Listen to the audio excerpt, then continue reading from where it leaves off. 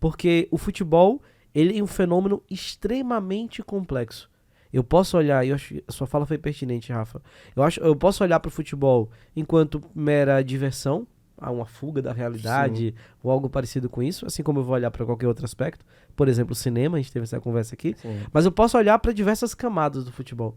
Eu acho que, assim, poucas coisas, e talvez por ignorância minha, não sei, poucas coisas refletem tão bem, por isso que eu fiquei muito feliz com a nossa proposta. Poucas coisas refletem tão bem a sociedade, e eu acho que essa é a proposta do Sapiens, né? A ideia do Sapiens é a gente chegar aqui, por exemplo, e a cada dia tentar entender um pouquinho mais do sim. mundo. É conversar com gente que possa nos ajudar a entender um pouco mais do mundo. O futebol tem isso. E aí eu acho que você falava assim, eu ficava pensando, né? Porque, querendo ou não, quem gosta de futebol, em algum momento gosta porque se apaixonou por aquilo.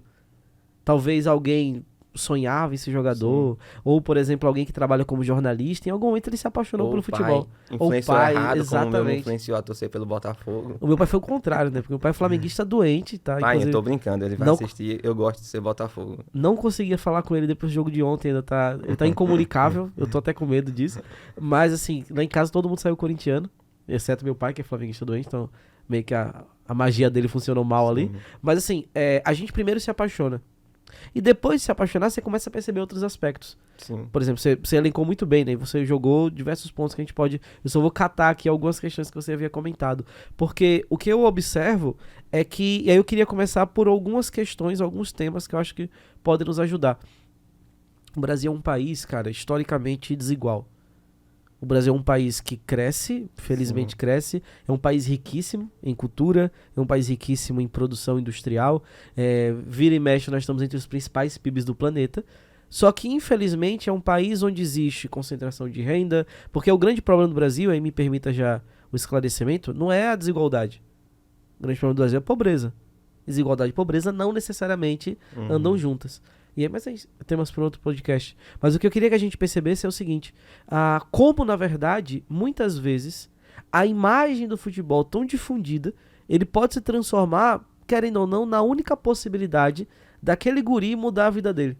E não só a vida dele, mas da família, né? Porque se a gente percebe com raríssimas exceções, eu consigo pensar que talvez no Kaká sim, seja uma exceção, a imensa maioria de jogadores que fazem sucesso, eles vêm de baixo. sim, de origem humilde, Exato. Então o futebol acaba se transformando numa válvula de escape. exatamente, Então essa leitura eu acho que é interessante, sabe?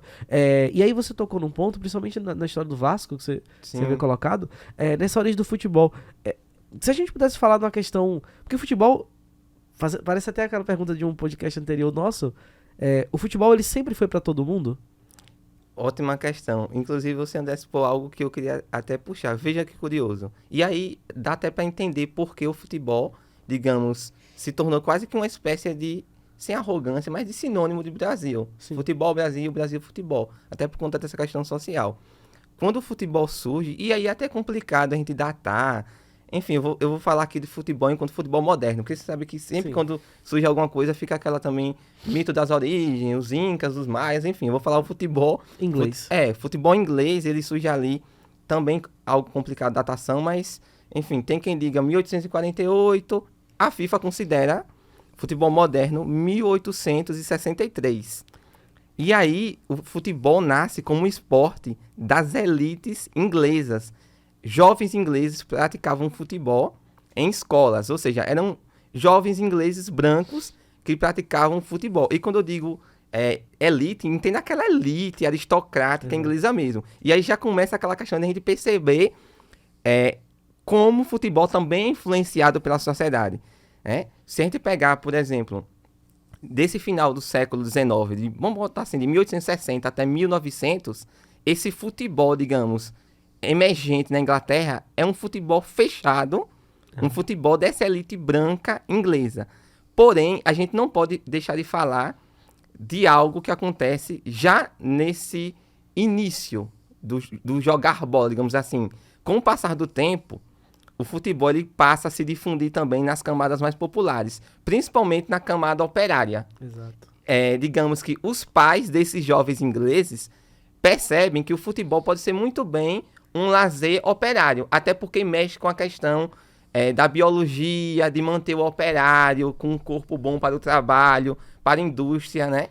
Uma distração como o cinema, talvez? Exatamente, só que nesse caso eu acho que o futebol Mais ainda, físico. ainda puxa mais para o interesse industrial, porque mexe com a questão corporal e deixa, digamos, vou dar um exemplo bem direto, para o dono de indústria de tecidos da Inglaterra era muito mais interessante para ele colocar o jovem, quer dizer, colocar aqueles operários que trabalhavam jogando bola, porque vai mexer com a física dele, né?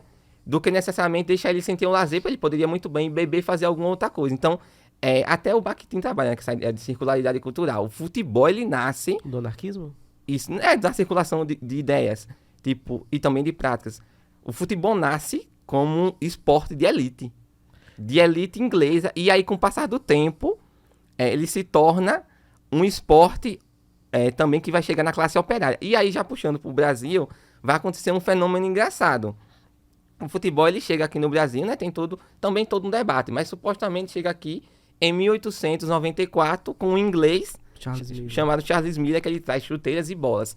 E vejam o que é que vai acontecer. E aí, a partir da chegada do futebol no Brasil, a gente consegue perceber também como a sociedade brasileira se entendia à época. E aí eu já vou ser Como bem assim? direto. Questão de segregação racial. O futebol chega aqui no Brasil também com essa faceta de, olha, nós vamos ter uma elite de um lado jogando, uma elite principalmente paulista e carioca, e nós vamos ter classes operárias jogando futebol, porém de maneira separadas. Os primeiros clubes brasileiros são clubes formados por uma elite branca.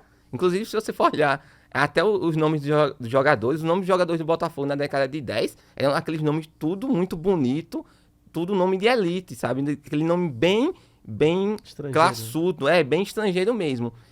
Bom, se você pegar ali 1900, 1910, 1920, inicialmente os clubes formados, principalmente no Rio de Janeiro e em São Paulo, os jogadores são 99,9% brancos. Você tem negros, indígenas jogando à margem desse processo. Só que o que é que vai acontecer? Com o passar do tempo, vai se iniciar uma mescla, né? Claro que demanda toda uma questão. A gente pode citar o caso clássico. Qual é o apelido do Fluminense?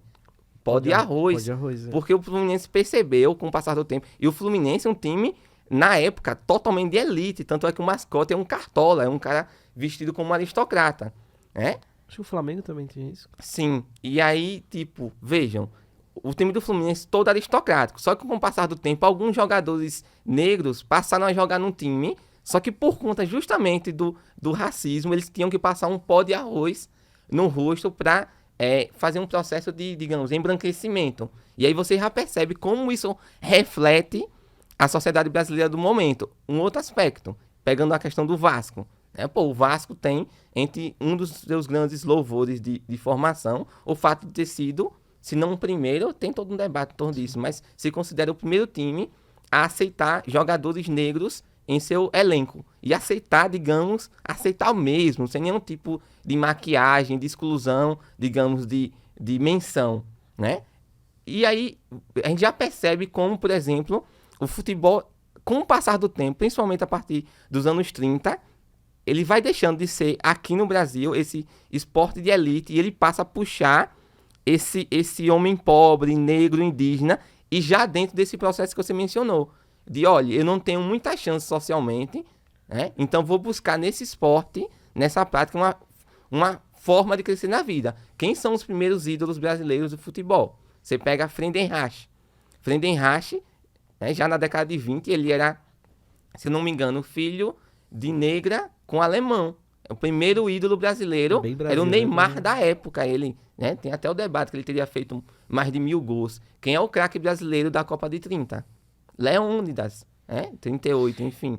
Então, assim, já começa esse processo aí da época de, pelo menos no Brasil, do futebol deixar de ser tão elitizado, dessa camada branca aristocrática jogando, e passa a surgir essas camadas mais humildes que veem no futebol essa chance de crescimento. E aí eu indicaria um livro, caramba, que eu me esqueci o nome do autor. Eu sempre esqueço o nome do autor, que é um clássico da literatura nacional chamado O Negro no Futebol Brasileiro. É um livro excelente, na qual o autor, é um clássico já, ele vai dissecar esse processo, sabe? E aí vai demonstrar, por exemplo, a dificuldade que os negros encontraram em adentrar o campo do futebol, no sentido mesmo dessa questão do racismo, até a questão salarial mesmo. Eles não eram, como o futebol era amador na época, eles não faziam parte do time. Muitas vezes eles eram convidados, ganhavam um trocado, muitas vezes eram um bicho, eram uns craques do jogo, e aí era o cara que, tipo, era um time formado por 10 brancos,